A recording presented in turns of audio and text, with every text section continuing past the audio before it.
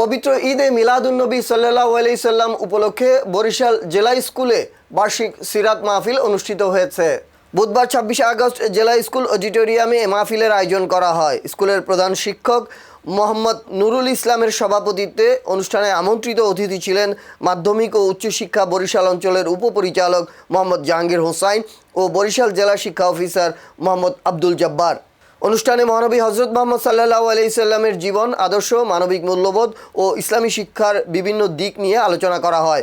পরে শিক্ষার্থীদের মাঝে আয়োজিত কুইজ, বক্তৃতা ও হামনাদ প্রতিযোগিতার পুরস্কার বিতরণ করা হয়। অনুষ্ঠান শেষে মুসলিম উম্মার শান্তির জন্য দোয়া মোনাজাত করা হয়। সমস্যাটা হলো আল্লাহ তাআলা ওনাকে যেইভাবে পরিচয় করিয়ে দিয়েছেন আমরা সেইভাবে করি না, আমরা করি আমাদের মতো। যারা হিস্ট্রি লিখেছে, যারা সিরাত লিখেছে তাদের মধ্যে, কিংবা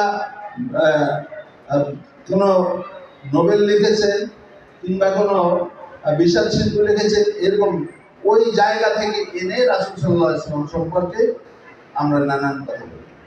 এই দিনটাতে আমরা রাসূল সাল্লাল্লাহু আলাইহি ওয়াসাল্লামের পরিচয় জানার চেষ্টা করব এবং রাসূল সাল্লাল্লাহু আলাইহি ওয়াসাল্লামের অনুসরণ কিভাবে করা যায় সেই চেষ্টা আমরা করব।